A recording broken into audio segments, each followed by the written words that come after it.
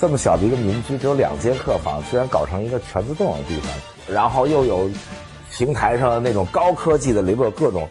能调各种光线，对皮膚還能治臉的那麼一個桑拿房。那裡邊呢也是遙控各種各樣，咱們也有那麼高科技的。說你看這個燈是治你這個斑的，那個燈是治你那個的。好，我这進去或者各種各樣的燈來回來去治療自己。西雅圖是一高科技城市，終於領教了。我其實前幾天是第2次去波爾蘭，第一次是幾年前我開車從洛杉磯去西雅圖，曾經路過一次波爾蘭，那個時候就感覺這城市我好喜歡。特別乾淨，特別漂亮，特別的有風格。南部的美國各個州一路已經講到大西洋盡頭去了啊，這回掉頭向北講美國最西北角的一個州，面對太平洋的華盛頓州。好多人老弄混這華盛頓，尤其是沒來過美國的人啊，就老覺得華盛頓是美國首都，所以一說西雅圖也在華盛頓，說這經常就 confuse 了。其實這一定要說清楚啊，美國有2地兒叫華盛頓因為華盛頓在美國人民心目中太偉大了吧，所以這個一命名就拿他名字命名，所以首都是拿他名字命名的，但是首都是在東部叫 Washington DC 華盛頓特區，所以美國人為了區別這個在西北角其實離它特別特別遠的這華盛頓州呢，通常就管美國首都就不叫華盛頓，就叫 DC。說起 Washington 通常指的就是這個華盛頓州所以在美國其他的州都叫什麼什麼 state， 只有華盛頓州叫 State of Washington， 因為只有這一個州是以美國的總統名字命名的華盛頓州我沒去之前其實印象是非常非常好，為什麼呢？2原因。首先因為我這熱愛音樂嘛，不光是熱愛音樂，我就是靠這吃飯的所以從西雅圖出身的那些樂隊給人的感覺太好了美國这個音樂分了很多種這呀那呀，其實大部分的商業的音樂吧都在洛杉磯，當然紐約也有不少但是美國有一種非主流的音樂，就叫 alternative 音樂。alternative 音樂是大本營就在西雅圖所以早在我沒去過西雅圖，沒去過華盛頓州之前，我就特別喜歡這地兒說這個地兒怎麼能產生出這些偉大的這個非主流音樂呢？像 Nirvana 叫涅槃樂隊而且那主唱後來還自殺了，自殺原因據他自己說就是因為他商業了，他火了，他被大众喜歡了，他觉得他不再是小众音樂，不再是 alternative 音樂，他觉得違背了自己的理想，所以他就自殺了。然後 Jimi Hendrix 這種大師級的人物這都是西雅圖非主流音樂的代表。然後又聽說這地兒為什麼那麼好，就陰雨連綿所以專門讓人潮濕產生了那種那樣的音樂等等吧。再加上早就知道微軟在西雅圖波音在西雅圖 Amazon 在西雅圖，再加上後來這個新興起來的這個 Starbucks 咖啡也是從西雅圖起家的，所以对西雅圖這個印象非常的好。這些企業有一共同特點，就是都是壟斷性企業，所以經常被美國這反壟斷法弄。因為這西雅圖不知道這是什麼基因，就它這城市產生的這種大型企業都是橫掃天下，對手只有一個，就是美國政府。然後美國政府得祭出反壟斷法，然後限制你起訴你分拆你等等等等，然後還是沒对手。Amazon 也是 ，Amazon 的壟斷程度跟我們阿里巴巴在中國的壟斷程度是一樣的。非說 eBay， 這 eBay 是另外一種性質的一個拍賣網站，和這 Amazon 還不一樣，就也沒什麼对手。Starbucks 其實也沒什麼对手。所以這個西雅圖不知道這個什麼基因，從他那兒長出來的企業都能長得巨大。另外一個好印象呢，就是華人嘛，咱們再批判民族主義，狂熱的民族主義是我們批判的，那個很危險，會導致戰爭等等。但是說最基本的對自己的這個民族，尤其你是少數民族嘛，這個華人還是有很多那種說有一個人突然成了參議員，大家還是很驕傲的有一個人成了部長很骄傲，而有一個人居然破天荒的有一個華人當了美國的州長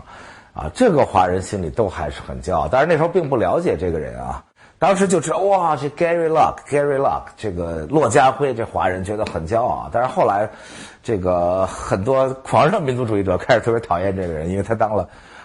美國驻中國大使以後，好像很多五毛很生气說你看他怎麼弄我們中國。当然了，人家是一美國人嘛，尤其是在美国当了美國的官员，当然要为美國政府服務了，這個我覺得無可厚非當時駱家輝當選州長就職演說中間有一句話振奮了全美國的華人啊，他說當時我的祖父母遠渡重洋從中國來，那麼長的距離只花了幾個月就到了啊！但是從我祖父刷盘子這個地方到今天我站在州長就職儀式的這個州長官邸，只有不到一脈的時間，但是花了100年，花了3代人的时间，就是少数民族怎麼在美國奮鬥，怎麼在美國成功啊，振奮了所有華人，說哇真好。所以對华盛頓州对西雅圖印象好極了啊，就去吧，这個開車從洛杉磯就直接北上開去華盛頓，歷盡千辛萬苦啊！大家以後要開車去的時候最好不像我，因為我是一路上有點貪心，因為這倆州中間還隔着一個州。這美國西海岸不像東海岸，東海岸是一大堆小碎州，西海岸一共就3州，因為西海岸是後來有的，一個加州就那麼長，占了快一半，然後就是 Oregon， 然後過了 Oregon 就是 Washington 州。咱們老说這美国縱貫南北啊，最起碼沿5號一直開就到了。後来我說我這一路上咱們去各種国家公園看看吧。我天，這一路上可苦了我了。就过 Napa 的時候還特幸福，在米其林餐廳裡吃了魚子醬，喝了 Napa 的最好的酒。很久沒開車啊，睡了一晚上，然後就開車特高興。一到了 Oregon， 媽耶，各種各樣的這個艱苦的奇遇。除了這 Oregon 最著名的這城市 Portland 還挺好，咱不會單闢一集講 Oregon 啊，所以就跟這兒就一塊兒提兩句。從 Napa Valley 再往北，首先就是再也沒有西班牙的名字了啊，就是加州到什麼 San Francisco 再往北就已經不是西班牙殖民地了啊，所以就都是英德殖民地，尤其是以德国的移民為多啊。华盛頓州也是德国移民在白人中间占第一位， Oregon 也是德國移民占第一位。然後這德國人這吃不胖，這太高興了。到了 Portland 最大的印象，除了人家說著名的什麼這兒有一個花園什麼，最重要的是看人怎麼都那麼瘦啊。因為在加州已經習慣了看滿街大胖子，然後我在加州就屬於很 tiny 很瘦的一個人，結果跑到 Portland 一看，哇，這人長得都好漂亮啊，都是白人。再往北去可慘了啊！為了找那國家公園好，最後開車開成什麼樣？大家說哇，美國怎麼好？美國可有的地兒比中國嚇人多了。我不知道有幾萬隻蚊子還是幾十萬隻啊，反正就開到黃昏的時候，首先我那刷玻璃的水早已經用完了，然後那蚊子呼在我整個前風擋上，大概就剩這麼點份，我得開車得這麼開，就是要不然就得停車下去擦開一個小漏洞，一點不騙大家，整個那蚊子就都不敢下車，後來也不敢下去擦，就把整個前风挡全擋了。說那这不能再開了，說咱找地兒住吧。哎呦嚯，找地兒住可這太難了，就找來找去全是那種特別可怕的 jungle， 最後一直開到 jungle 裡去，給我自己嚇得直叫喚在車裡，什麼信號也沒有，然後憑着各種小路破土路找來找去，找到說加油站，說太好了有一加油站，然後就加油站旁邊一定有小motel，然後到加油站一看，就是一個 barrel 和一個自來水龍頭，就是一桶裡有一桶油，然後下邊是一自來水龍頭，那麼加油，給我嚇壞。我說這什麼地方？然後旁邊一個小motel，也都不能叫motel，就一小院子。刚一開進，啊，嚇一跳，兩個像僵屍一樣的就站在那兒一動不動，一老頭一老太太，外邊都是蚊子啊，小蟲在飛，然後這樣看着這車。就你在那種深更半夜，你知道嗎？什麼都沒有，當時給嚇得我都不敢下車，說這倆是人還是僵屍？然後看半天說哦，好像在動，說下去，我冒着各種蚊子下車，說趕快開間房，然後說好開房，說這兒有一間房，但是沒廁所，廁所在哪兒？說廁所得穿過這小院，在那兒呢，這中間全是蚊子，我說哇，算了，別住了，啊，於是又開車回去。依稀記得來的路上有一個小motel，39塊9毛9，當時還嫌人家不好，說再往前開，現在覺得這簡直天堂，最後又大半夜又開20多邁開回去，然後跑在裡頭住，覺得39塊9毛9的旅館真好，沒有蚊子，而且衛生間就在房間裡，人是一種特別容易滿足的動物。然後再往前開也是，嚯，又住在火車裡，還住過一晚上，然後想給人打電話，到處沒信號，問人周圍人說這哪有信號，說那湖中心，就找一條船，說快，把我劃到湖中心，我要打個電話。於是划着船到湖中心，終於有信號了。Oregon 就這麼一地兒啊。然後那國家公園確實很美，啊，这个在咱们那偏见地图上就叫 flooded crater， 那才叫天池。就是你上去以后，从各个角度看吧，就在整个那高高的那个大火山上，那火山口里是像一塊玉一樣那種碧藍碧綠的一個大湖在那兒，非常的美。其實所謂偏見地圖就是沒怎麼來過這州的其他州的美國人對這州的印象，因為那州最著名的就是那麼一國家公園。然後說繼續往前走吧，就去華盛頓吧。到了華盛頓州，當然國家公園很美啊，更美的是華盛頓州的森林。華盛頓州最開始就被發現，然後它變成了美國一個州的前後。其實它的主要的一個產業就是伐木，因為那兒的森林就是最好的。其實中國也一樣，中國哪兒的森林好也是北方，因為北方它冷的樹長的時間長，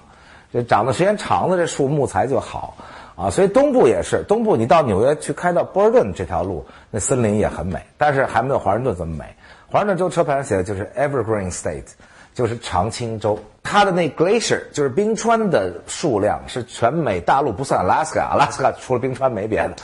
就全美本土的所有的這些州全都加起來的冰川都沒有它一個州多。所以你在一路上開車，除了森林就是冰川、湖水、海濱、海灣等等，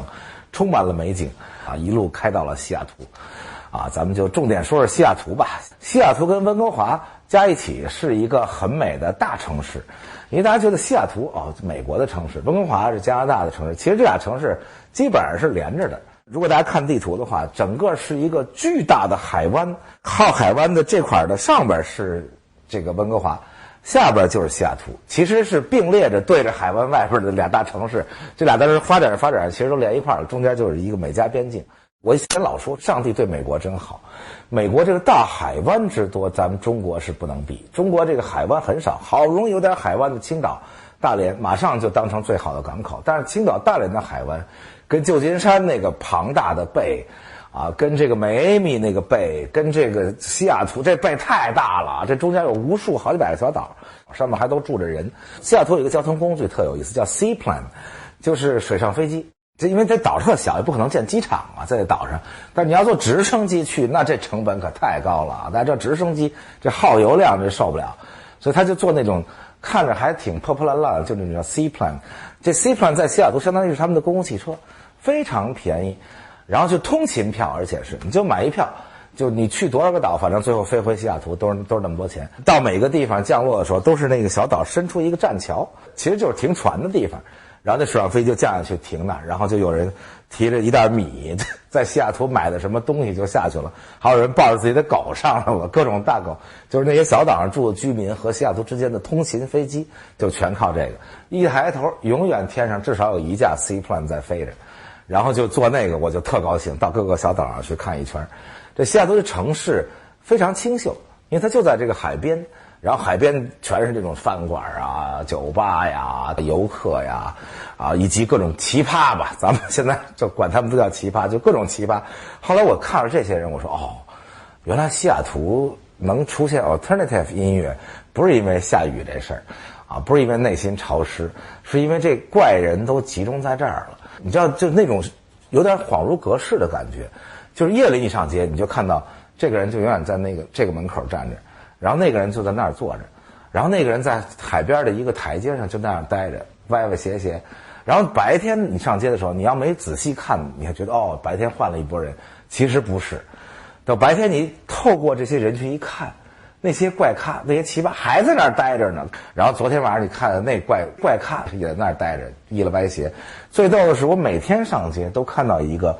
特別像在香港早期的那種所謂的那種黑幫片裡出現的那種大哥那樣，就這前面倆頭髮都快沒了，髮際線在這兒，但是後邊大長髮披着啊，然後穿那種典型的那種南洋華僑是那種大綢布衫，穿一大褲衩，拿一大扇子，就這樣。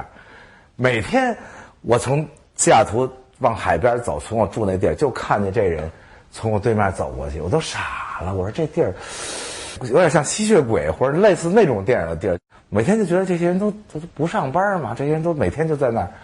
待着。西雅圖還有一種東西特別逗，是那種水陸兩用的遊客汽車，那汽車下邊是一大船，就聽上面喇叭說啊，這是西雅圖什麼，說着說着這車就開海裡去了。然後在海裡轉一圈，然後又開上來了，就各種我在加州、在洛杉磯沒見過的東西啊，就完全是一個在其他地兒沒見過的一個很有意思的城市。但是給我的印象其實不是很好，因為那的人，但是你在加州待過，尤其在南加州待慣的人，你可能在其他地方你都不太適应。因为就在南加州人都特別 nice， 見面給你打招呼，早上起來見誰都 morning， 電梯裡大家一定要開句玩笑。到西雅圖人都很冰冷，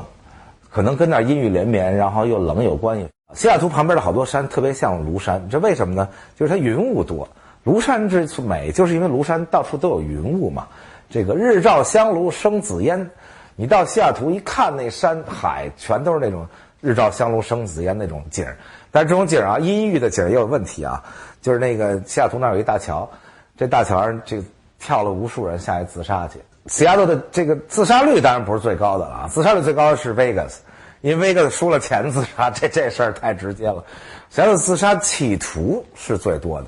啊，當然，所謂的企圖就是你求助啊，再用各種高科技方法幫你啊，然後防着你啊，等等啊。那大橋上專門那還有一個碑，就是因為跳橋自殺的人太多了。陰鬱導致這個心情差呀，還有一個副作用就是進教堂的人特別少。其實全世界你都看，越往南信教的人越多。這歐洲就是，你歐洲到北歐已經沒什麼人信教了，說實在的。但是到意大利、西班牙什麼，這還是有一大堆人。啊，進教堂去信教，因為宗教這東西實際上是人生積極的一面，就積極的人才去信教去。所以在陽光多的地方啊，人歡樂的地方，信教的人就比較多。比如說，我們這兒也是，這個南部信教的人特別多。美國，你到南部去，哇，同性戀也不行，這也不行，因為那信教的人去教堂人特多。再往南，墨西哥，這人人都信教，到墨西哥人人都进教堂。越往北，信教的人越少。你到波士頓，信教人就少了。但是信教最少的一個州，就比例最低的一個州，就是華盛頓州。這不但往北，而且還陰鬱，然後大家都那種擰巴着就別去教堂了。宗教對這事兒沒意義。首先你自己先積極，宗教對你才有意義。但是高科技這事兒確實是不能比的。華盛頓州在偏見地圖上寫的叫 geeks， 這 geeks 的意思，咱們中文翻譯叫極客，就是那種每天在那兒高科技，然後除了高科技什麼都不會的，大概就是這麼一種人，就叫極客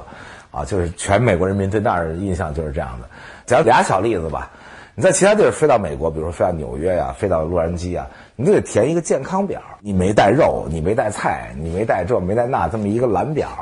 然後飛到西雅圖，我還路上問人家，我說這你們怎麼不讓我們填表？說我们西雅圖高科技城市，我们不需要這個。然後一下飛機，果然是那海關完全沒人，就到那兒全是自動機器，然後那表在那機器上呢，你自己杵，說我沒帶肉，我沒帶菜，我沒帶這沒帶那，然後各種自動就進去了。不像在紐約的洛杉磯特傻，永遠有一海關的人過去問你說你離開多久了啊？什麼這那的。然後高科技，我第一次去當然住在海邊一酒店哈，第二次去我就不想住那兒，說那我們就住一民居吧，然後找了一個特別美的啊，在這個城邊上郊區的一座山的快到山頂的地方，就對着整個那北，美極了，尤其是日落的時候，因為整個美國這邊西海岸對着太平洋都能看見日落，尤其日落的時候極其美，因為它不像洛杉磯的 sunset， 洛杉磯的 sunset 因為天是藍的晴的，所以看見一輪大太陽這樣下去。它那兒不是，它是那兒有霧靄，然後有那種特別美的那種雲，海上有霧，然後每次那太陽下去的時候是那種晚霞通紅，染紅了所有的雲彩，那樣子的日落特別美。然後一進那房間我傻了，我開始想這個民居嘛恐怕簡陋一點，然後咱就別當酒店那麼弄了啊，進去準備一切都手動人工。結果人家一對飛行員夫婦特別有意思，他們那還有一個航空公司叫 Alaska 航空公司，這 Alaska 航空公司不在阿拉斯加，是在華盛頓州，在西雅圖啊。當年當飛行員掙點錢，然後自己親手蓋了這麼一個地兒，大概只有2間客房，然後我就住了一間。我一進去我傻了，所有的東西都是遙控器，然後所有的窗簾、所有的燈、所有的音響、電視就不說了啊，就是各種各樣的遙控器。先進去教我使用遙控器，就教了我半天，說這個遙控器這麼用，那個遙控器那麼用，然後哇天，全自動，就整個那房間是一高科技全自動房間。我說哦，這麼小的一個民居，只有2間客房，居然搞成一個全自動的地方。西雅圖是一高科技城市，終於領教了，因為這個紐約那麼發達大城市從來沒見過這麼高科技地方，尤其是一小民居，旁邊還有大 deck 對着海的，然後上面又有高科技的什麼 jacuzzi 在那裡头，然後又有平台上那种高科技的，里边有各种能调各种光线，对皮膚還能治臉的那麼一個桑拿房。那裡邊呢也是遙控各種各樣，咱沒見過桑拿房，沒見過那麼高科技的啊。說你看這個燈是治你這個斑的，那個燈是治你那個的。好，我這進去或者就各種各樣的燈来回来去治療自己。Gigs 那個州出現的人都對高科技有一种狂熱，然後在那兒住很有意思啊。跟老夫婦聊天，这俩人就聊他們的生活啊等等，還挺傷感的。然後說啊，當年當飛行員掙20-30萬美金呢，這個一年，現在當飛行員只能7-8萬美金，而且每周飛的時數是過去的3倍，掙的是過去的1/3。我說那你為什麼不跳槽啊？你去別的航空公司。說那又不行，說美國這個工會又厲害，每個航空公司的工會就說，如果你從其他地方挖了一個飛行員，那他得從頭幹起。其實他們都飛了上萬小時了。他說如果我跳槽，我去別的航空公司，那人家那工會就說了，你必須得從頭幹起，從副駕駛幹起，再重新攒你飛行時數。不像中國啊，中國说給你錢你就來我們這航空公司，你就飛過多少小時你就當機长。美國這還不行，因為工會強大。然後說我都這麼大歲數了，我就別再从副駕駛幹起了，再一點一點，而且福利啊什麼都不一樣，所以我就忍了。就我在那住第2天就飛走，他說我今天要飛仨地方，然後就很辛苦，早上5點就走了，只掙7-8萬美金啊。他說所以後来我们俩就把以前賺的錢買了這塊小地方，而且我們還沒請人。這美國人是特別 handy 的民族，會修車會割草，就像我們這攝影師，他連這個攝影機的移動軌都是他自己親手工做的，就典型的美國這個特別 handy 的人。到了美國什麼都學會了，不用上藍翔技校，這美國人人都藍翔技校畢業。那麼高科技的那麼一個小小的那種家庭旅店，他倆人一磚一瓦一草一木，自己買 2x4， 自己等等等等，利用他俩飛行的間隙，俩人親手弄了8年才把這個東西全蓋好。這個每隔一天差不多能有一個客人啊，一個客人差不多才200，就大家去可以照顧他們生意啊。雖然200多塊錢，但是特別的好，自己會做特別好的早餐。我在網上搜的，他們搜的時候就說他們的早餐做特別好，但是從他們身上就能看見這個美國人民這生活呀，確實不如美國最 booming 繁榮向上的時候，大家都很頹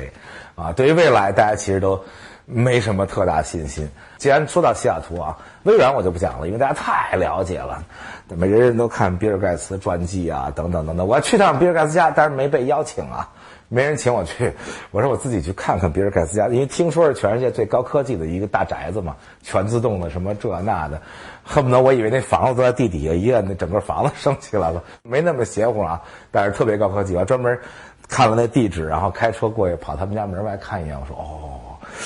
這就是比爾蓋茨的家，就在海邊，份兒很大，怎麼高科技咱們不知道。我個人對微軟的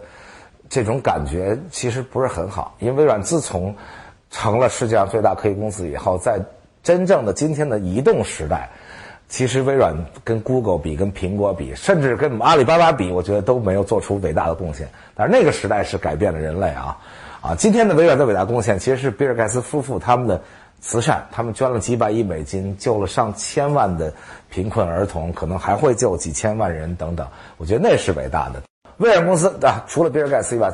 還有一點點值得講的啊，但是西雅圖人覺得特別驕傲的，就是比爾蓋茨後邊這個第2大這個股東叫 Paul Allen， 就是也是他們一起創始人嘛。Paul Allen 的這支球隊可是西雅圖人民的大驕傲，這 Seahawk 海鷹王朝。我是去年親眼在 New Jersey 目睹 Seahawk 奪冠，而且橫掃這個丹佛野馬隊，橫掃到最後都沒進了，野馬的球迷最後都頹了，在後面說哥幾個沒事兒，就差5個 touchdown 咱們就追上了，一個 touchdown 6分加罰球1分，5個 touchdown 就差35分之多，所以最後連 Seahawk 球迷都說咱們等着回西雅圖遊街去吧，在這兒也別歡呼了，因為實在是橫掃。那野馬隊球迷徹底頹了，而且還特別冷。那天在那 New Jersey， 我裹着一大毯子，也沒熱起來，因為它一邊倒。哇，西雅圖沸騰了！你想 Seahawk 隊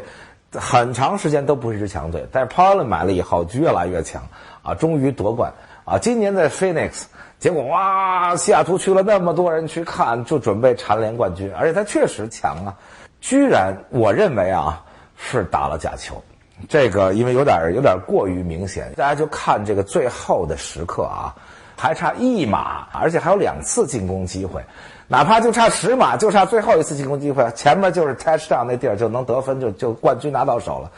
他居然最後還差1碼的時候，1碼什麼意思啊？就是那地兒就在這兒，這球只要到那兒就得6分，就已經得冠軍了。他別 rush， 他騰空跳遠，跳過跳高跳過都跳到了，兩邊這麼頂牛，那邊屁股都已經過了端線了，結果他居然傳球以後被人抄截了，被人抄截就完了，目瞪口呆，西雅图所有球迷都哭了，說這冠軍就已經探囊取物一般。我看着那球我就说哈哈哈哈哈哈，這個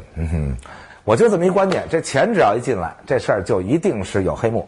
就有陰謀啊！大家看 FIFA 啊，現在被抓成這樣啊！那場比賽那邊新英格蘭愛國者隊的主教練是原來斯坦福队大學隊的主教練，這邊海鹰隊主教練是 USC 南加大這個橄欖球隊大學球隊的主教練啊！這俩球隊也是死敌，在加州的大學的球賽里邊，而且 USC 跟斯坦福的橄欖球队都很強 ，USC 尤其強啊！結果這倆教練還是這個老相識。然後最後就你說讓大家下注吧，那人人都想 Seahawk， 最後居然在最後的時刻玩了這麼一下，啊，大家哭我是不哭，反正也不是我們49人隊，反正我就覺得肯定是假球，陰謀論，大家罵我吧啊！总而言之 ，Paul Allen 是一个跟比爾蓋茨性格不一樣的人，比爾蓋茨是一個很嚴肅的人。這 Paul Allen 是一個又喜歡體育又喜歡音樂，他喜歡體育，他買了 Seahawk 隊。大家看 Seahawk 比賽，他老在那兒大胖子在那兒自己升旗，先升起旗來。然後他喜歡音樂，他是個音樂迷啊，所以他音樂方面的助理還專門找過我說Paul Allen 買了很多這個好的錄音棚在全世界各地，他把錄音棚裝在哪兒啊？裝在Yellow Submarine 黃色潛水艇裡。大家知道 Yellow Submarine 就是 Beatles 一張著名的唱片，叫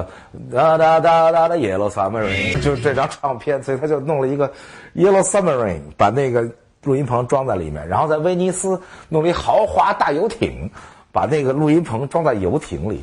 然後他就希望世界各地的音樂家就去他那兒錄音，他高興嘛，就跟中國當時這提籠遛鳥啊，人家這不光提籠遛鳥了，養橄欖球隊，橄欖球隊可比籃球隊貴得多得多啊！就他那個助理還專門來邀請過我們，還一起吃了頓飯。他說：“你什麼時候去歐洲？”他說：“我們的豪華錄音棚啊，我就替你安排，你就去那兒錄音。”我已經非常動心了，我就不知道錄誰。關鍵是我不唱歌。咱們再接着說啊，微軟的另一個大有錢人啊，後來也買了個球隊，就買了這個我們洛杉磯的這個快船隊。因為快船隊是因為那老闆這個 Sterling 在那兒種族歧視言論，其實沒公開說，電話來跟女朋友說，你不要帶你那些黑鬼朋友來現場。結果女朋友把錄音上傳，哇，搞得一大醜聞，然後被 NBA 聯盟說逼着他說你必須退出 NBA， 因為我們 NBA 啊不能允許種族歧視者存在，政治正確很重要。這也是微軟的一個逮樓買的這麼一球隊，可見微軟培養出多少富豪來啊！好，微軟就不多說了，咱們說波音。美國其實像微軟或者 Google 這種高科技公司啊，是新型的公司，它不用自己的人名字命名。但是美國的傳統啊，從美國內戰之後起來的這些洛克菲勒呀、摩根啊、杜邦啊，大家聽絕大部分的公司很少起一個像咱們中國沒這傳統，中國人是有儒家這個傳統，說不要把我的名字放上去，所以中國起名字都起什麼阿里巴巴呀。而不叫馬公司，因為如果叫馬公司的話，騰訊跟阿里巴巴其實是一個公司，都拿自己家姓當公司，騰訊也叫馬公司，這個也叫馬公司，但是我們中國人不用自己家姓當公司名字，這叫騰訊啊，這個叫百度，這個叫阿里。美國不是，美國傳統老公司都以自己名字命名啊，所以這倆公司一合併，就咱倆姓擱一塊了，你叫普拉特，我叫惠特尼，所以這公司就叫普拉特惠特尼。這個波音就是這哥們就叫波音嘛，姓波音，啊，來開個飛機公司。1916年的時候，開個飛機公司得有工程師啊，於是他雇了第一個工程師，這位工程師就是一華人，啊，所以美國最早的航空大亨先驅的第一個工程師，造出美國最早的商用飛機的就是一中國人，啊，是一個 MIT 畢業的一個中國人，他叫王柱。這王柱愛國啊，然後他回國報效，然後給中國的早期的航空事業，當然沒有做出波音公司來，因為工程師是不重要的，中國不是沒有王柱，中国是没有波音，沒有像波音這樣的人，所以他回國最後也沒弄出什麼名堂，但是盡了很多力啊。波音公司迅速的膨脹，到1930幾年的时候，就已经大到被美国政府强行肢解成了波音飞机公司、联合技術公司跟美联航，就是到现在为止依然是美国3大公司。这波音公司就是它的总装厂房是世界最大的单体建筑，到现在还保持这项世界纪录，因为它那飞机太大了。它一開始是做軍用飛機啊，就還出口過中國，做什麼驅逐機啊等等。然後就開始做空中堡壘以及超級空中堡壘，就是二戰時期最大的大飛機 B-29 就是波音生產的B-17空中堡壘也是波音生產的。然後那時候已經到了什麼程度？那波音公司那個飛機排着隊出廠，以這個做香腸的速度做轟炸機，所以可見當年波音公司在西雅圖是多麼的龐大，雇了幾十萬工人。波音公司的飛機打敗了德國，波音公司的飛機打敗了日本，因為轟炸德國主要都是 B-17， 當然也有一些 B-24 B-24 是由其他的工廠生產的。然後打敗日本主要是 B-29， 因為 B-29 是遠航程從關島就可以起飛，從硫磺島就可以起飛轟炸日本。這個 B-29 後來戰後改裝成民用的客機的時候，也曾經是戰後最大的民用客機。所以波音公司戰爭期間是立了巨大的功。當然不光是波音公司當時戰爭期間美國所有的大公司全部轉產軍品，連汽車廠都轉產飛機。再看看什麼福特汽車廠、通用在底特律的那些大汽車廠也都改產大轟炸機等等等等。這美國這個一旦煥發出這戰鬥力的時候，這不容小視。所以大家判斷美國說別拿平時的這個生產量說，你看它還沒我們生產量大。但是美國一旦動員起來的時候太嚇人了。大家知道美國在戰前1939年40年的時候就已經能年產300萬輛汽車一旦轉成戰時生產的時候，在 FDR 的領導下，美國整個戰爭期間3年零10個月只生產了300輛汽車。從300萬輛汽車的生產量變成300輛，所有的這些產量都轉成軍品生產的時候，這國家可確實有點嚇人波音就是其中的翹楚吧。當然那個時候還有很大的一家公司叫道格拉斯，波音生產轟炸機，道格拉斯公司生產軍用運輸機其中世界上用飛機產量最大的記錄還被道格拉斯 DC-3保持着。這個道格拉斯公司生產的這些運輸機跟中國人民也有很大的關係，就是陀峰航線用的全是道格拉斯生產的這些飛機。為什麼要講到道格拉斯公司呢？就是要講到今天已經沒有道格拉斯公司了，已經也沒有麥克唐納公司了。這個後來生產美國主力戰鬥機戰後 F-4 鬼怪式、F-15 鷹式，這都是麥克唐納。這些公司現在都屬於波音，所以波音你拆了它沒用，它後來又越來越大。波音原來在民用飛機上並不是最大的，道格拉斯公司是最強大的。所以大家知道什麼 DC-3、DC-4、DC-6、DC-7、DC-8開始進行噴氣式的了然後兩邊就是一起競爭 DC-8就跟這個波音707競爭，然後 DC-9 就後來大家知道的是麥道82，什麼麥道80、麥道82，這個大家很熟悉的機型，當時叫 DC-9， 就是跟波音的這個波音727、波音737競爭，而且不落下風。但是到了這個最關鍵的一次競爭的時候，這件事兒是非常有意思。波音公司一戰打敗所有對手，就波音公司到今天去公司參觀它的歷史最光榮的一戰就是寬體客機波音747。以前的事兒大家都是窄體客機，只是一步一步發展起來，大家都有經驗只是螺旋槳變成噴氣的了，然後不增壓的客艙變成增壓的，但是大家一步一步來。但是終於這個民航井噴的時候，大家認為需要一種大型寬體的，就是大家說寬體的就是2條過道的中間有4、5個座，兩邊還有各2、3個座，這種大型寬體的客機因為飛機越大，就單獨分到每個人的油耗越低。你一個裝400人的飛機比4架裝100人的飛機效率要高得多，省油得多。所以大家就說那咱們來研制這個，但是這個東西誰都沒經驗，全世界也沒有人研制過這麼大的飛機。當時全世界能研制這麼大的寬體客機的3家大公司，現在2家都沒了都在美國。當時還沒有空客，空客是後來崛起的，這歐洲4個大國一起湊起來的，連補貼帶什麼做到今天，但今天做得不錯。當時3家大公司是波音道格拉斯以及現在只做軍用飛機已經放棄了民用飛機的洛克希德。洛克希德當時還不叫洛克希德馬丁後來他又買了馬丁公司叫洛克希德馬丁。現在生產 F-22、F-35 主力戰鬥機的是洛克希德馬丁公司，当時它還產民用飛機，所以3家巨型大公司一起下豪賭。這豪賭是什麼呢？就是把公司所有資產抵押給銀行，因為這個太花錢，花時間也特別長，而且幾乎所有的研發隊伍，所有的這些錢都得擱進去，就咱們家就要麼勝世界第一，要麼敗就破產，就只有這2條路可走。所以3家大公司都是抵押了幾乎全部資產，然後給銀行借來所有錢就拼了。這邊就是波音747，道格拉斯就是 DC-10，後來因為破產被麥克唐纳收購以後，又叫麥道11，也是那種3个發動機的这寬體客機。洛克希德那個叫 L1011三星式，也是3個發動機，但是長得跟那個 DC-10不太一樣。DC-10中間那發動機直杵的，那個 L1011三星式中間還拐一彎下來，這樣出去的。3家公司各自拉夥伴，當時全世界能研製這麼大飛機的噴氣發動機的公司也就3家，於是大家就拼了，叫配對跟你打。一家就是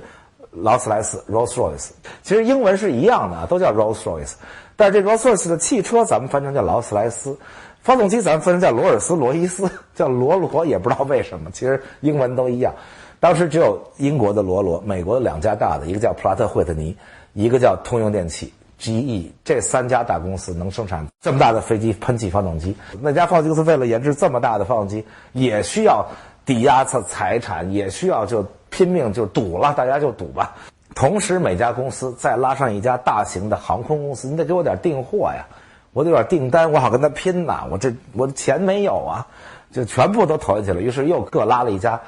這邊拉了泛美，那邊拉了大陸航空，所以這一輪競爭之後，整個就是你死我活，就波音活了，波音747徹底贏了。道格拉斯公司就破產了，就被麥克唐納收購了。麥克唐納有錢嘛，因為他冷戰期間供應主力戰鬥機，那當然是有錢，就變成了麥道公司。那冷戰結束之後，麥克唐納這訂單又減少了，於是麥道公司又被波音收購了。所以波音最後收購了他當年最大的對頭道格拉斯。洛克希德因為它特別大，所以它民用這塊失敗了。失敗以後，連那大陸航空公司從此也失敗了，也賣給了別的公司所以這一戰導致了波音幾乎壟斷了整個民用機市場，包括到今天，波音其實還在全世界民用機上大概能佔到2/3、3/4這樣。這空客起來以後，當然空客是有大量補貼，波音空客天天打官司，就波音說你這靠英國、法國、德國、西班牙政府補貼你，也確實是啊。彭博一路到出訪，到處去推銷飛機，說你買我飛機我給你貸款。美國是自由競爭的市場，美國可沒有政府給你什麼私營飛機公司補貼，全是你自己拼，你拼輸了，道格拉斯公司倒閉，麥道倒閉然後您這個洛克希德關閉民用飛機部門但是在這種情況下，波音依然競爭中間佔上風。這個波音後來輸過那邊叫 X-35，這邊 X-32波音這 X-32也投入了巨額資金，那是就是一拍一瞪眼，就是最後國防部說我就要那 F-35，4000億美元訂單就去了洛克希德，這 X-32我沒要，您這就全白花了這些錢。所以波音現在在這個戰鬥機這塊基本上放棄了，等於民用這塊我最大，然後戰鬥機這塊歸你洛克希德，你洛克希德最大 ，F-22、F-35未來大概20年、30年都是他的天下。但是波音又吃下來另外一大塊，而且是壟斷性，叫什麼呀？叫做航天。大家知道航天飛機，什麼挑戰者號、哥倫比亞號，這就是波音的。然後這天上最大這玩意兒叫國際空間站，這是波音的，這波音造的。所以波音這個東方不亮西方亮，這公司永遠能站在這個最前面。戰鬥機不要了，但是你這個航天飛機是我的，空間站是我的。所以波音依然是這個一個偉大的公司，也是西雅圖的驕傲吧。就有時候我想算算數，我這西雅圖這全城一共才幾十萬人口，大概60萬人口吧。但是你再算算這幾個企業，波音就20多萬員工，但是不都在這個西雅圖在全球各地有幾千人。那時候大概波音在全球一共有5000多員工，但是主要集中在西雅圖。微軟10幾萬員工當然也不說都在西雅圖但是大部分大概8、9萬是在西雅圖，8、9萬加上這20萬，這已經快30萬人了。Amazon 也那麼多員工，大家一算說這西雅圖一共就幾十萬人，合着除了給這幾個大公司打工的，就是這些家屬。還剩一點人給他們做飯、開飯館用，以及給他們開出租車，剩下的全城的人就是給這幾個巨型大公司波音、微軟、Amazon 和這個 Starbucks 這個來打工的。但是波音這一年的新聞呢，出現了一個新的大對手，這個美國的故事很有意思。这个咱们講到每個州的時候，都把美國的這個特點給大家講講。波音現在最大對手是什麼呢？是他自己那工會。這工會太厲害了。你公司大呀，你有錢啊，那我就漲工資啊，我漲工資、漲福利等等等等，直到這個逼的這波音公司沒辦法，說那你們要這麼弄，我這個。那我搬家了。我雖然華盛頓州有特別好的政策，華盛頓州大概是美國為期的7個沒有個人所得稅的州，啊，沒有個人所得稅啊，就是加州跟這一比，這能比嗎？加州這高的19%，低的也得幾%，人家沒有。當然聯邦稅都得交啊，咱不是說個人所得稅沒有，這華盛頓州人掙了錢不交稅，是您交您的聯邦稅，但是州稅沒有。這個就是一個大吸引人的地方，而且他那個企業的所得稅也沒有，所以大家想想那麼多大企業為什麼跑那兒去？因為我沒有個人州所得稅，也沒有企業州所得稅，你就比別的競爭力大多了，所以很多企業跑那兒去，啊，大家還開個玩笑說最好的生活方式，這就是在 Oregon 州跟華盛頓州邊界那兒蓋一房子。Oregon 州是沒有消費稅。啊，加州消費稅很高的啊，大概9點幾，就很高很高，最高是可能過10了，現在好像9點幾。這個華盛頓州的消費稅很高，大概也是9點幾。這個 Oregon 州是沒有消費稅，買東西沒有消費稅，那你比別人便宜10%啊，將近。然後在華盛頓州掙錢，掙了錢呢不交州所得稅，然後太高興了，然後再拿這個不交州所得稅的錢去Oregon州買東西，又沒有消費稅，所以最幸福的人說住在2州邊界。所以華盛頓州本來營商環境很好，但是波音因為大起來以後，這工會太強大，最後波音被工會逼的，最後怎麼辦呢？說那我弄不了你們，我去別地兒開廠還不行嗎？波音01年的時候，先是把總部搬到了 Chicago，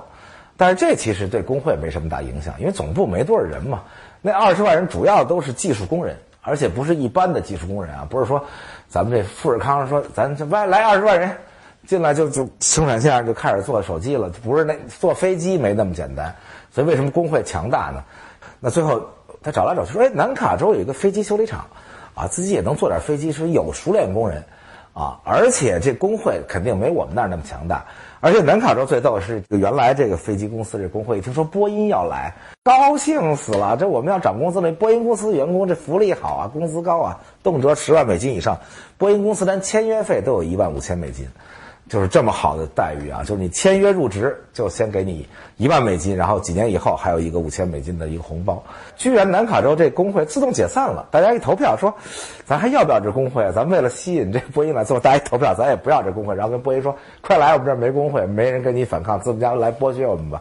然後波音公司就說，那好，我們就這工廠要一搬可就7、8萬人的事兒啊。這事兒可大了，全美國的這個機械工人工會或者叫機械技術員工會吧，非常強大的工會，就大規模的訴訟這波音。咱們之前講美國經常講到美國這個所謂的平等啊和自由啊等等，這些其實是矛盾的。他訴波音什麼呢？因為美國聯邦有法規定不許報復工會。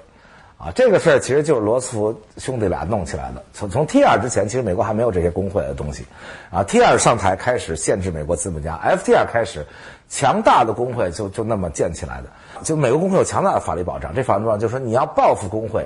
我就可以立即起訴你。但是這個問題非常的敏感，就是什麼叫報復工會？你說我派人給你打瘸了腿，那當然叫你報復工會了。我說你工頭，說你帶頭鬧事的，我就給你開除了，那當然叫報復工會了。可是我把廠遷到別的州去，這算不算報復工會？我美國是一個最崇尚市場經濟、最崇尚自由營商的國家，我難道不能把一個廠子搬到南卡州去，搬到東海岸去嗎？這難道不是美國賦予我的自由嗎？可是美國又說了，咱們得平等啊，平等就得有保護工會法、保護就業法啊，這個等等，你不能歧視啊，所以這自由跟平等又衝突上了，就經過大規模的訴訟，最後還是波音在南卡建了廠，但是波音也做了一些讓步啊。因為波音本來工會最鬧的，就逼着波音最後沒辦法把廠要蓋到南卡州一個，就是因為波音把養老金的這個條款給改了，所以讓所有員工續簽的時候，工會拒絕簽，所以工會說我不簽，為什麼呢？養老金原來是固定數，就是說你該多少錢拿多少錢，但是波音把養老金的條款改成了我反正拿出這一大筆養老金，這筆養老金去投資增值，我要按每年的波音公司拿出去的養老金這個基金投資回報的好壞來決定你這一年拿到的養老金是多還是少。當然了，波音說那我也許投資發了呢，那你就多拿養老金。那工會說那不行，你万一投資賠了，那我今年不拿養老金了。所以就为这一个条款，工会跟波音打成那样，最後逼着波音最後南卡州建一廠。但是波音最後在條款裡也做了一些讓步吧。然後就是不停的工會鬧，波音搬，工會鬧，最後波音把大量的分包的活，機門啊、尾翼啊等等，我看就差總裝廠了，都搬中國了。然後總裝廠搬到南卡州一個，大概搬到Missouri 州什麼地方州又一個。總而言之，波音在西雅圖的總裝廠是越來越少，但是不能再搬了啊，因為工會還是很強大，這個政府各方面這個也通過了決議。因為其他州政府說，波音你只要來，我給你退稅，叫 tax break， 我給你 tax break20億美金，求你來。南卡州就是這樣啊，當時訴訟說全國工會跟波音訴訟，南卡州2個參議員在國會都急了，說你們不讓我們南卡州人就業嗎？我代表南卡州參議員，我要站出來說就要來，而且我們南卡州通過決議，由州給你退稅，就求你波音來到南卡州。最後導致華盛頓州也坐不住了，華盛頓州人家不收，本來是不收州稅的，最後華盛頓州通過一個說，波音你不能再搬了，你再搬走，我們西雅圖就本來就這麼多怪咖，你還沒事在街上浪呢，您再搬走了，好着我們這全民玩搖滾了，這全靠搞音樂，這不行。最後逼着華盛頓州通過了一個，也是以 tax break 方式補貼波音公司80多億美金，啊，就是把波音公司剩下那些廠還留在這兒，啊，所以波音公司現在逐漸的，雖然向全國擴散，向全世界擴散，但是依然還主要的廠還有8萬多工人還留在了西雅圖。所以波音公司故事跟大家分享一下啊，這個每個週咱們講的時候不光講吃喝玩樂，還講點有意義的事情。講講我前一陣去了一趟美國西岸一個明珠一樣的城市啊 ，Portland， 就是波特蘭，不是特別的著名。他們那個州 Oregon 也不是很著名。其實西岸美國一共只有3州，那麼大一海岸，不像東岸啊，東岸有那麼多州。然後西岸是因為發展的晚嘛，所以一大塊一大塊的加入進美國，所以西岸一共就從南到北只有加州、俄勒岡州以及華盛頓州。加州跟華盛頓州都很著名嘛，有那麼多大城市，加州有洛杉磯、舊金山、聖地亞哥，華盛頓州著名的西雅圖。Oregon 州最大的城市就是波特蘭，當然一共也沒多大，因為整個俄勒岡州的人口大概只有加州的1/10，但是面積差不了多少，也是美國一個面積很大的州，大概在全美排第9，所以一個不太被重視的州，因為不太被重視，所以它就保持了特別美好的很多東西，以及特別自由的很多東西。我其實前幾天是第2次去波特蘭，第一次是幾年前我開車從洛杉磯去西雅圖，主要沿着101，然後沿着海岸線往北開，曾經路過一次波特蘭，但是因為我主要想去西雅圖，所以我就只待了1天，住了1晚上，然後吃了一頓飯，逛了一會兒街，而且逛街的時候已經是黃昏的時候，那個時候就感覺這城市我好喜歡特別乾淨，特別漂亮，特別的有風格。應該這麼說，可能因為洛杉磯是如果不是全世界長得最難看的城市，至少也是美國的大城市裡長得最難看的。所有的國內的朋友來洛杉磯，大家都說哎呦媽呀，怎麼來了一大農村呢？這個沒辦法，洛杉磯是人類城市發展實驗的一個大失敗，就本來想做成一個大披薩餅式的城市，然後有好多 downtown， 像披薩餅上面那些 pepperoni 香腸似的那些玩意兒，結果就失敗了，導致洛杉磯沒有一個漂亮的中心，分了100多個市，然後到處開車都很遙遠。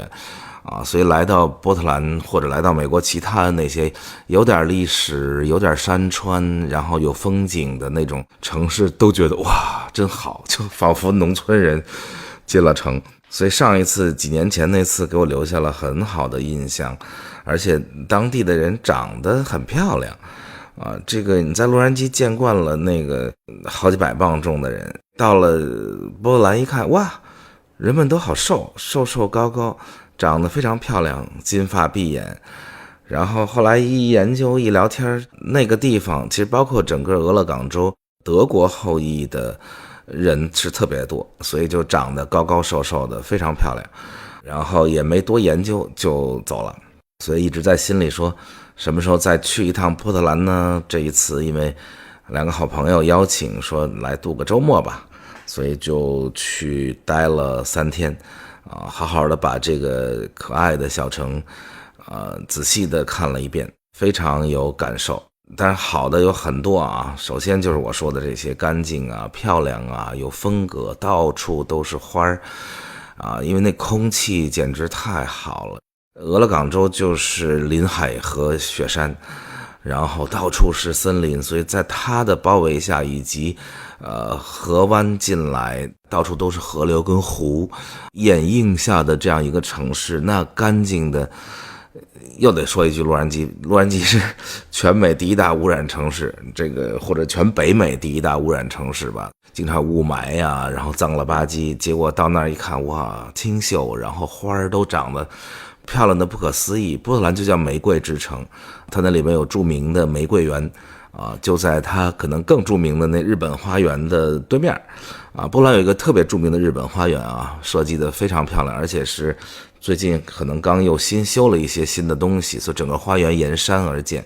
然後對面就是那玫瑰園，玫瑰園裡邊那玫瑰經常長得比我臉還大，大家想想，這花能長得比我的臉還大，已經很嚇人了。然後到處都是間花樹林，俄勒岡州長時間的一個主要的工業就是伐木業。所以你看到那些漂亮的火車上裝的那些全都長長的一模一樣粗的直極了的那些原木，連那些你都覺得哇好美啊。所以在那兒就是那種特別田園的生活啊，也便宜，那邊經常100多萬美元就能買一個好幾英畝的那很大的那種大地方啊，房子也很漂亮，然後1英畝差不多相當於6畝地吧。到人家去一看說哇你們家太舒服了。那儿的人悠閒到他那儿有一條很大的河叫做 Columbia River 哥倫比亞河，就是你看到那條河，然後兩邊都有長長的那種，都不叫棧橋了，因為綿延幾英里長，然後那上面全是那種 water house， 全是水屋啊，就是有點像我们以前覺得哇這些人好可憐，住在河上住在船上，他們當然不是船了啊，是飄在那個河上的，固定在那個河上的長長的棧橋，然後一棟漂亮的房子。找來找去，我說怎麼下去啊？因為那地方兩邊都是河，都是水，得找一個特別小的地方，有個橋過去。然後我找了半天，先找到一個小碼頭，然後就看旁邊，那就開始長長的水屋，然後看了10幾分鐘，一個人都沒有，我都不敢進去。我說這是不是已經成鬼屋了呀？怎麼一個人都沒有？我說不行，我得找個有人的地兒，要不然你覺得太害怕了。你走到水中間去，然後房子裡一個人都沒有。後來又轉來轉去，看到有人，然後我還通過一個小橋到那上面去，然後去問人家說我怎麼能租一條船？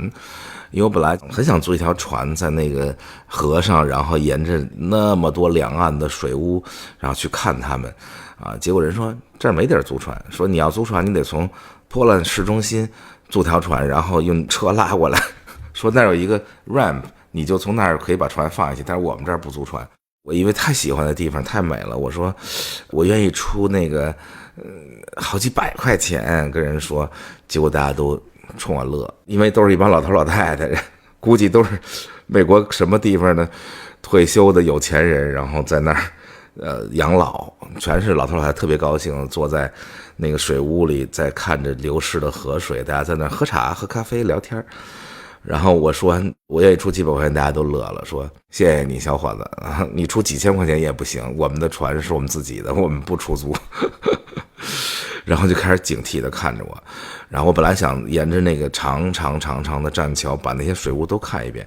結果剛走了沒幾步，那老頭老太太，尤其是老太太，我發現全世界的老太太都很警惕，不光是朝陽群眾，不光是北京的叫小脚侦缉隊啊，美國也一樣，然後警惕的俩老太太在後邊跟着我。後來說我們這兒是很 private property， 很私人的那種領地，你侵犯了我們，你最好離開這兒。我還說了半天，我說我喜歡这儿美，人說不行，我們這裡不歡迎外人，我只好悻悻離去。然後在街上開車，看到大的廣告牌一個一個的都寫着叫 Weed Map。大家知道波特蘭這個俄勒岡州是最自由的州之一，是最早開始有同性婚姻可以合法化，然後大麻合法化最早的州之一吧，比加州要早很多啊。所以 weed 就是大麻嘛。然後我說这個 weed map 是幹嘛的呀？看着那些路牌，后來我說我下一個吧，我拿手機下了一個一看嚇一跳，那就告訴你這城市裡在哪兒有賣大麻的。好家伙，我一下來打開一看，不但店到處都是啊，層層疊疊，而且點進每一家店裡居然都能有上百種那種不同的貨品，我只能用貨品来形容，因为我自己不抽這些東西，我也不懂這裡邊到底有什麼區別，但是我估計喜歡的人會瘋掉，裡邊有上百種，而且只要一點還可以送貨上門。天哪，這地方不但是玫瑰之城，是大麻之城啊，以至於這個在公園的洗手間裡啊，隨便一進去，我天，大人帶着小孩進進出出，裡面就充斥大麻的味道，而且仿佛大家還都見怪不怪。你抽大麻抽多了，我覺得肯定是沒那麼好吧，因為除了玩搖滾的人可能抽完了能促進生產力啊，大部分人抽完了就躺下了，然後肯定是沒什麼生產力的。不，人家也無所謂，人家本來也不是很受重視的那地方啊，去那兒的人也都是準備在那兒自由的生活。我還有一個朋友在洛杉磯的，當然忘年交啊，比我大不少。然後那天跟我傾訴說，哎呀，我大兒子愛上一個波特蘭的姑娘啊，但是呢想娶她，這姑娘老拖着說不結婚。說為什麼？說因為我爸媽都抽這些東西，然後抽的都也散了，然後也找不着了。他說我覺得好丟人，如果辦一個婚禮的話，爸爸媽媽都不來。大家知道美國人辦婚禮得是那父親攙着那閨女啊，然後在教堂裡或者不在教堂裡把這個送到老公手裡。我這也沒有，他是因為爸媽把他拋棄了嘛，他就是跟爺爺奶奶或者是外公外婆，因為英文裡都叫 grandparents， 我也不知道是爺爺奶奶還是外公外婆長大的。而且這個美國的婚禮通常都是女方家裡出錢把這婚禮辦了啊，他就不想讓他爺爺奶奶也沒什麼錢辦這婚禮，就說不辦了吧。然後搞得我那哥們兒還挺鬱悶，說我要去波特蘭跟他談談，這個我來出錢啊，我兒子那麼喜歡你，為什麼不結婚等等啊，說明太過自由了也有問題啊。這個城市是超級自由之城，這種城市通常都是激烈的反川普，激烈的反共和黨的，整個美國西岸都是民主黨鐵票倉大本營啊，以至於這個川普上任的時候，波特蘭還發生了暴亂，就人們都拼了，走上街頭又燒又砸的。有一天晚上我說我去那個他們這兒最大的書店，也是美國最大的書店啊，叫 Powell City of Books， 就是鮑威爾書城，整個一個街區都是一個大書店，大概有3-4層高，那確實是在美國看到的最大的書店了。然後我說我去那兒看看，那書店我很喜歡啊，大家有機會來波特蘭一定要去那書店，因為它有大量的舊書在裡面。因為大家知道我是做雜書館啊，這些東西我對舊書對歷史特別的愛，所以進去就買了2筐書，各種各樣的舊書在那兒。結賬的時候，我問那個服務員說：“這是美國最大的書店吧？”那服務員特別特別驕傲的跟我說：“so far 到現在為止，據我所知，這是世界上最大的書店。”我當時就這樣看着他，用我的小眼睛看着他說：“仿佛我們北京的西單圖書大廈比這大好多。”美國人特別可愛，尤其是在這種不大的城市生活的美國人，通常都沒有出過國或者沒有去過很多地方，他想象不出來中國什麼東西都巨大，他以為美國最大的就一定是世界最大的，就美國人民對自己的國家充滿了自豪感，他老覺得美國冠軍就是世界冠軍啊，美國最大的就是世界最大的啊，所以這特別驕傲的說，但是被我潑了一點冷水啊。那天晚上特別逗，那個書店一直開到11點。所以我去的時候就看到大遊行 parade 在整個那個市中心，特別的冷。你看我是幾周前去的吧，在那兒還算早春，因為那地方比較北，周圍還都是雪山的，同時在那波特蘭就能看見3-4個大雪山。然後這個大遊行在那兒，從全美國各地来的高中生的那种军樂隊、管樂隊等等，還有從特別北的密尔沃基來的，我天！然後有各种各樣的杂耍团、魔術团，然後在中間還看到了一個華人團，華人團裡幹的當然永遠就是舞獅舞龍了啊！咱們華人不管已經進步到什麼程度，但是一到那傳統上，就像他們也一樣，他們游行也是那穿上傳統的美國那種高帽子服装，然後打上那種傳統的鼓，我們也是依然听听烫舞龙舞獅。但是我走近了一听，那个華人隊伍裡全都在說英文，那都可能已經第2代、第3代了，然後都不太會說中文了，但是還在那兒舞龍舞獅，特別可愛的一場非常寒冷的遊行在那兒，說明這個城市充滿了那種娛樂的、愉快的、自由的那種精神。而且波特蘭或者整個俄勒岡州還有一個特別好的地方，就是它沒有消費稅，所以東西比其他地兒都便宜。大家知道，在加州你買個東西還得加個差不多9%啊什麼之類的消費稅，所以在加州看那個價錢，完了，一買結賬的時候一刷卡，發現比那貴差不多10%，那就消費稅啊。但是這個俄勒岡州沒有消費稅，所以在那兒買東西特高興，買了一大堆東西背回來。然後大家開玩笑說這個最幸福的人就住在這個俄勒岡州跟華盛頓州的交界處。其實波特蘭就在那個交界處，那河對面就是華盛頓州。華盛頓州很有意思，它沒有州稅，當然它也不是唯一的一個啊。美國有一些州是沒有州稅的啊，不像加州。在加州大家納稅的時候就特別痛苦，因為個人所得稅裡邊除了納聯邦稅，還要納州稅，而且州稅相當的高，在加州啊，所以在加州工作要賺的錢比其他地方都要多，但是真正拿到手裡的其實也差不多。所以華盛頓州沒有州稅這個事兒就讓人好高興，只要納完聯邦的個人所得稅就結束了，就不用再納州稅。所以說最幸福的人是應該住在這個俄勒岡州跟華盛頓州的邊境，然後在華盛頓州工作，這樣的收入呢不交州稅，然後在這個俄勒岡州買東西沒有消費稅，這樣就變成最幸福的人。前面說了這麼多美好啊等等啊，當然也有那個不太美好的地方啊。這個上帝給每一塊地兒都是亮面的，上帝這個從來不賭博，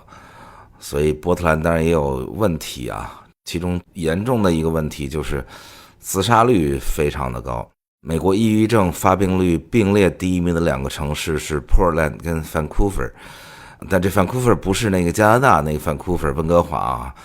是美國這個溫哥華。美國加拿大大量的地名都一樣，因為都是英國人或者都是法國人起的，所以這個溫哥華呢是在波特蘭對面，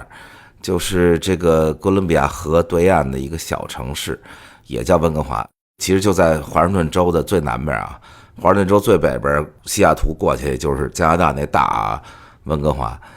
然後這個過去的10幾年中，波特蘭的中年人自殺率增加了50%之多。按理來說，這是風景如畫、好山好水的地方，為什麼這麼多人抑鬱呢？我覺得一個是因為氣候吧，一年裡有1半多的時間陰雨綿綿啊，人曬不到太陽就很容易抑鬱。據科學研究，曬太陽能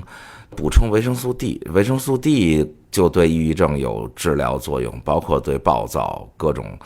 這種脾氣。二呢，這個地理原因來看呢，美國的農村地區的自殺率比城市要高，整個這個俄勒岡州就是一大農村啊，所以這個自殺率也就比大城市要高。農村地區自殺率美國20年裡幾乎翻了1倍之多啊。波特蘭周圍整個地廣人稀啊，尤其農場裡經常一天到晚見不着一活人啊。美國那農場基本就是飛機撒種，然後大機器下去掃去。我在美國到處開車，極少看見地裡有一堆人，除了很少的那種果園什麼之類的，幾乎看不見人啊，一整天也說不了一句話，遇到事情也不習慣求助啊，所以在很孤獨的情況下，人就容易走極端。再加上農村地區的這個持槍率也非常的高啊，槍多了，大家想想美國那麼多著名的人從這個 Nirvana 主唱到海明威等等，大家都用槍就結束了自己。大家听的这首歌啊，这是波兰的最著名的歌手，他也自杀了，最后人还要残酷啊，拿刀捅死了自己。但是歌写的是特別有 Simon Garfunkel 當年那種優美極了的旋律。3呢是美國最不信教的3個大城市，波特蘭、西雅圖、舊金山，全在西岸的北邊啊，就都是那種陰雨連綿的地方。然後波特蘭是遙遙領先啊，不信教的百分比有40%之多，比西雅圖還要高10幾個百分點。咱們講西雅圖的時候其實講過啊，西雅圖也有這問題，陰雨綿綿，人們就很抑鬱，所以才誕生了那種 alternative music 那種音樂啊。這個按理說不信教就應該信科學呀，可是也不是啊。這個從數據來看，整個俄勒岡州的心理醫生自殺熱線也很少，在美國排倒數第2名啊，非常的扼腕啊。這麼美好的地方，就有那麼多人在苦苦掙扎啊。人活到這個年紀，越發覺得心理疾病越來越值得關注起來。好，今天跟大家聊一聊美國西部的西岸的，咱說它小城也不太对，因為它畢竟也是俄勒岡州最大的城市，就是要叫它名城吧，波特蘭。